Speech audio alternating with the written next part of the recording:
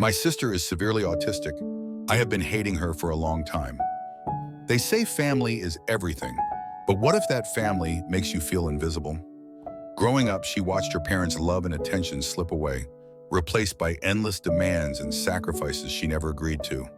When a single joke shattered everything she believed, she uncovered secrets that would change everything. Before continuing the story, tell me which city you are watching from. I want to know how far this video has come. And don't forget to like and subscribe to the channel so I can send you exciting stories like this every day. My sister is severely autistic, and I hate her for turning my life into a living nightmare.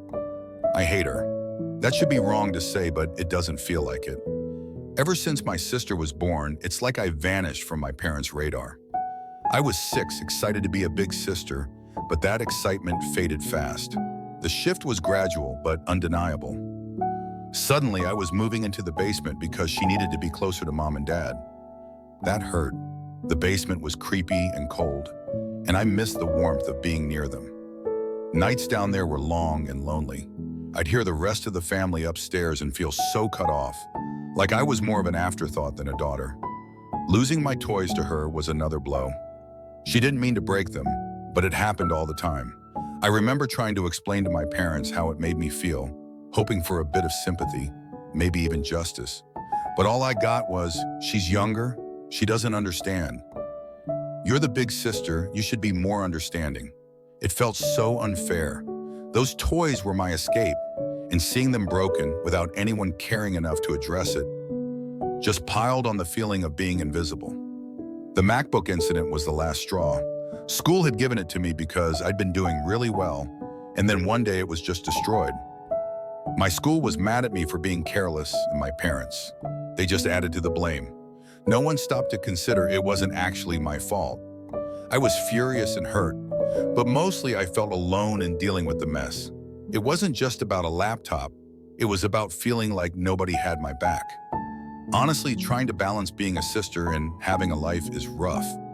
I love my sister, sure, but it's like my parents forget I'm still a kid too. Every time she needs something, I have to drop everything. Doesn't matter if I'm studying, hanging out, or even trying to catch a break. It's like I'm on call 24/7 without even signing up for it. I couldn't remember the last time I hung out with friends without constantly checking my phone, worried I'd miss a call from home needing me to rush back. My life felt like it was on a perpetual pause, always waiting for the next crisis or the next demand for help. The day I decided to go watch the new Spider-Man movie was a big deal for me. It had been ages since I'd made plans that felt purely for my own enjoyment. My friend Jake had been talking about it for weeks, and his excitement was contagious. I needed that break, a couple of hours where I could just be a teenager, not a caretaker. So I made a decision. I figured just this once I'd turn my phone off to enjoy the movie, not worry about anything else. Just 2 hours, you know? Walking out of the theater, turning my phone back on, I felt like I was hit by a truck. Missed calls and texts everywhere. I called home immediately, the joy from the movie evaporating with each ring. When my mom picked up, her anger cut through me. "Where have you been? We needed you an hour ago." I could barely get a word in. I rushed home feeling guilty, but also kind of angry. When I got there, it was like walking into a storm. My parents were furious, their disappointment a tangible force in the room. "We rely on you, and you just decide to disappear? To watch a movie?" My dad's voice was sharp, his words punctuated by my sister's background noises. Like going to a movie was some kind of crime.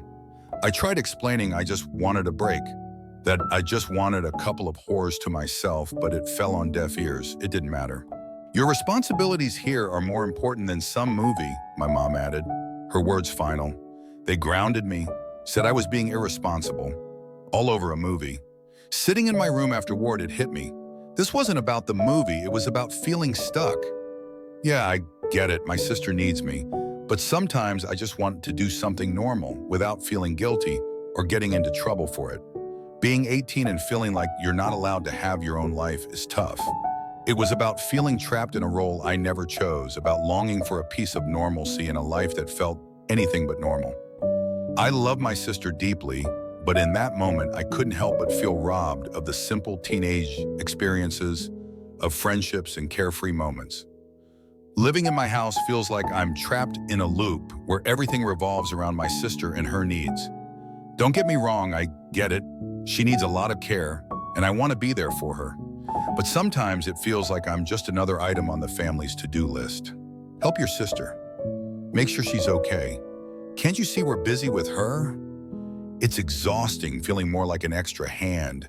It's like I'm invisible unless they need something for her. This feeling of being a slave in my own home, it's suffocating. I carry this weight around, a burden that's made me question my own worth, around the house than an actual member of the family. Then there was this one week that felt like it could be different. I had been chosen to give a speech at a school event. Something about that recognition, it lit a spark in me. I worked hard on that speech, pouring my thoughts and feelings into every word. When my parents said they'd be there to watch me, for the first time in a long time, I felt valued. Finally, something about me. I worked on my speech every night, imagining looking into the crowd and seeing my parents there, maybe even catching them smiling proudly. The excitement was like a beacon, a rare light in the usual dimness of my daily life. Like maybe this time things would be different, but they weren't. They missed it because of something with my sister. Once again, they blamed it on my sister, standing there about to start my speech and not seeing them crush me. I pushed through, voice shaky and hands trembling. I cried, not just for the speech, but for all the times I felt sidelined. Yeah, I made it through and people clapped, but it felt empty. The whole walk home, I couldn't stop the tears. It's not like I wanted to make a big deal about them missing the speech, but it just hit hard. It felt like a reminder that no matter what happens with me, it'll always be secondary. And walking home, all I could think was how this pattern seems like it's never going to end. Talking about colleges with my dad was something I'd been looking forward to.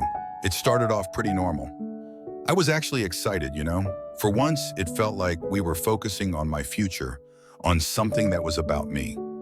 I was getting into the idea, thinking maybe college was my chance to get out and do my own thing, away from all the chaos at home. We were looking at some brochures, talking majors and campuses. It was the closest to dreaming I'd gotten in a long time. Then my dad made that joke, something about picking a high-paying major so I'd be set to take care of my sister when they're gone. He laughed, thinking it was just a lighthearted comment, I guess. But it hit me hard. All my bottled-up feelings just exploded. I lost it. I couldn't hold it in anymore. I started crying, then yelling, telling him how unfair it was that my entire life was expected to revolve around being my sister's caretaker.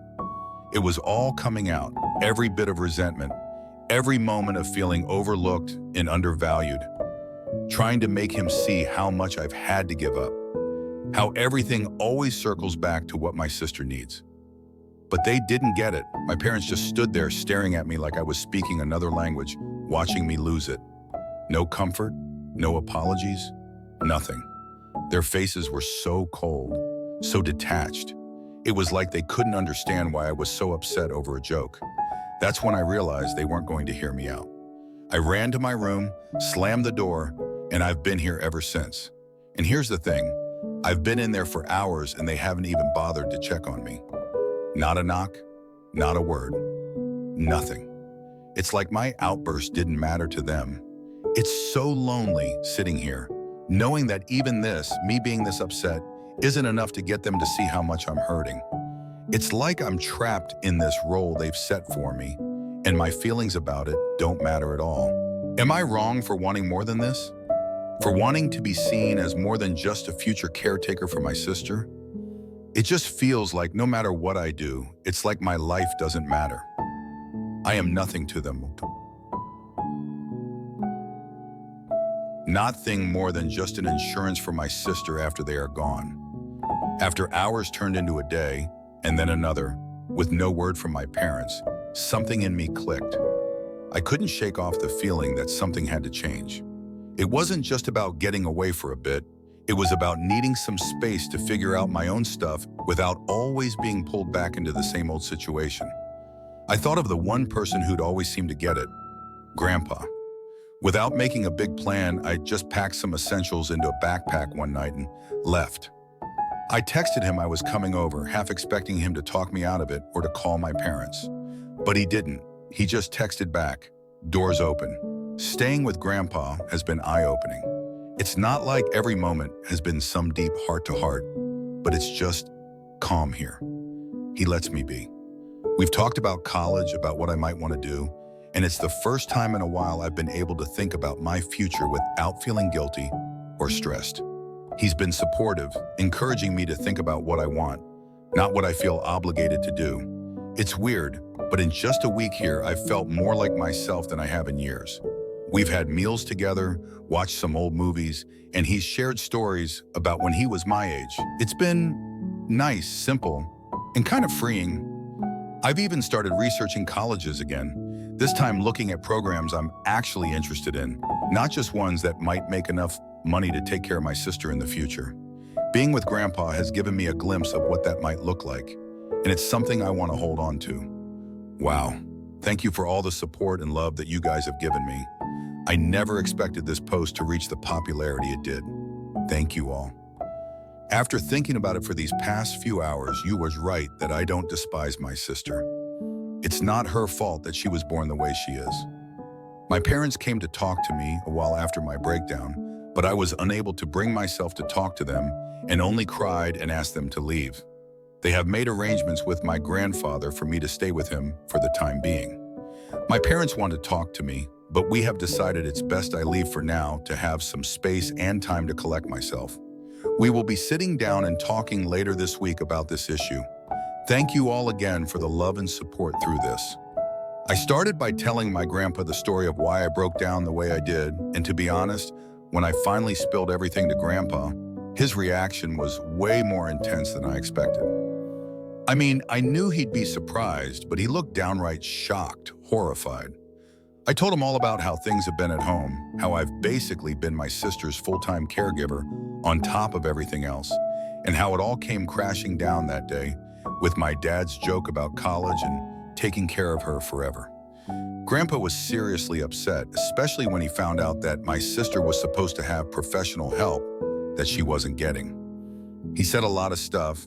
He told me some things that I don't feel comfortable repeating here, but in essence, my sister is supposed to be getting care from a professional and that my parents were ignoring that. But the gist was that it wasn't right or safe for me to be in that position, especially with how things were with my sister. He couldn't believe my parents were putting all this on me and that they'd kept so much from the rest of the family. He was also really mad about the whole movie incident, saying it was the last straw that showed how unfairly I was being treated. Grandpa's pretty chill most of the time, so seeing him this mad was kind of a big deal. He told me straight up not to talk to my parents unless he was there, which was a relief, honestly. He said he'd talk to them first, sort everything out, and be there with me for any conversations in the future. But it wasn't just Grandpa. Over the next few days, I heard from aunts, uncles, cousins, you name it. They were all checking in, making sure I was okay, and they were all just as shocked as Grandpa was. Turns out my parents had been telling everyone they had a professional caregiver for my sister, and even taking money from the family to pay for it. Except that caregiver never existed. Everyone was pretty upset about being lied to, especially about something so serious. This past week, man, it's been a roller coaster. Tough, yeah, but also kind of eye-opening in a good way. The whole drama with my parents and finding out all that stuff I had no idea about was a lot to handle. But then there's been this unexpected silver lining, my extended family stepping up in ways I didn't even know I needed. Grandpa's been at the center of it all, trying to make up for what he keeps calling lost time. He's been really pushing me to just be a teenager again.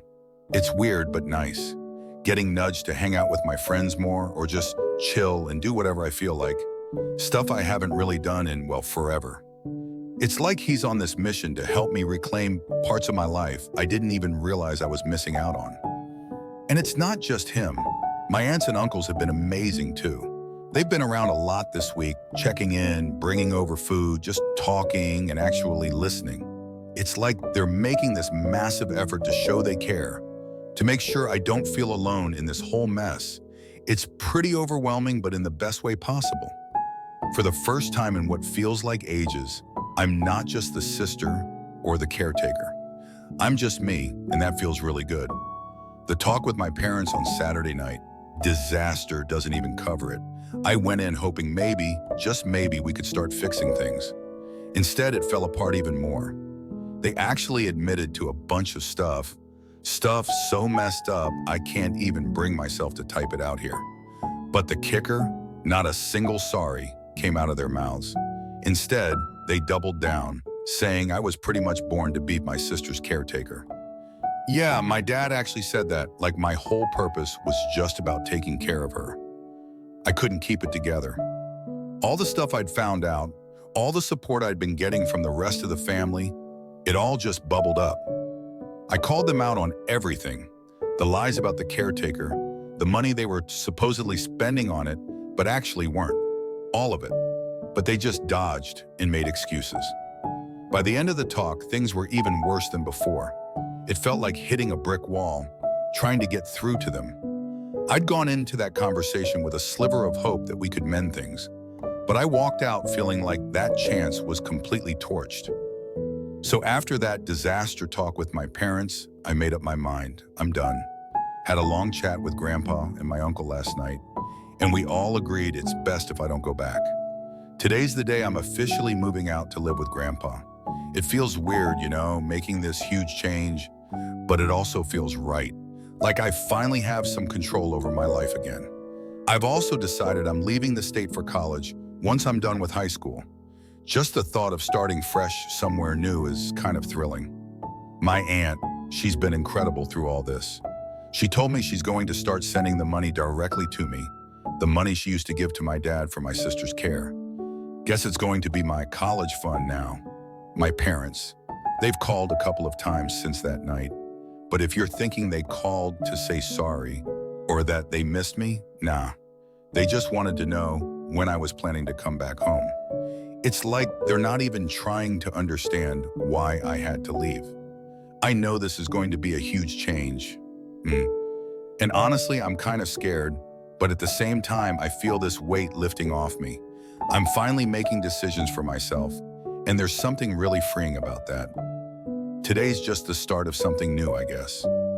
Deciding not to go back to my parents was tough, not gonna lie. There's this uneasy feeling sitting in my stomach, but deep down, I think it'll fade with time. The support I've been getting from the rest of my unreal. It's weird. Even though I've made this big decision, feeling all their love and support makes the whole situation a bit easier to handle. But yeah, the harsh truth, I've pretty much lost my parents through all this. That realization hits hard. It's a lot to process, and sometimes I catch myself wishing things could have been different. But through all the mess, I've come to see something really important. I don't hate my sister. That anger I thought I felt towards her was misplaced. She's not the one to blame for how our parents chose to handle things. I love her, more than I can say, and hating her for something she had no control over was wrong on so many levels. I hope someday I can make that right. For now, though, leaving is what I need to do for myself. It's about finding my own way, figuring out who I am outside of this whole situation. It's going to be a journey, but I'm ready for it. Moving out was surreal. Grandpa and my uncle were with me every step of the way, helping me pack up my life into boxes and bags. Everything that meant something to me, we took. Make sure to grab all the important stuff like my birth certificate and social security card. It felt weirdly official, like I was collecting pieces of my old life to start a new one. My parents? They were pretty much silent the whole time. Dad took off with my sister not long after I got there, leaving just my mom to watch us pack. She didn't say much, just hovered in the background. It was awkward, tense even.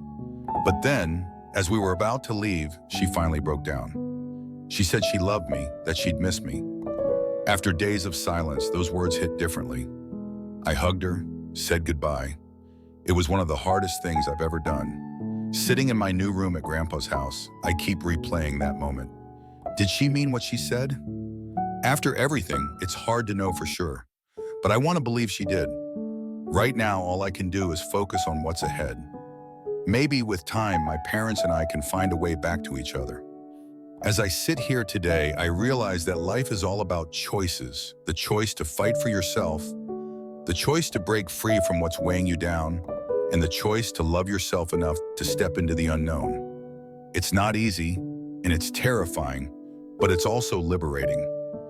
Leaving home wasn't just about escaping the responsibilities I never chose. It was about discovering who I am, what I want, and how I can still love my sister while reclaiming my own identity. This journey is far from over, but I'm finally in control of the direction it's heading. I've learned that sometimes love isn't about staying, it's about stepping away to heal and grow. And maybe one day I'll look back and realize this was the moment that truly changed my life for the better. If my story resonates with you, if you've ever felt trapped, invisible, or like your voice doesn't matter, I hope this video gave you a glimmer of hope. You deserve to be seen. You deserve to be heard. And most importantly, that you deserve to live your life on your own terms. Thank you so much for listening to my story. If you found value in this video, don't forget to like, share, and subscribe to my channel. Your support means the world to me, and it allows me to continue sharing stories like this. Together, let's build a community where everyone feels seen and heard. Thank you, and I'll see you in the next video.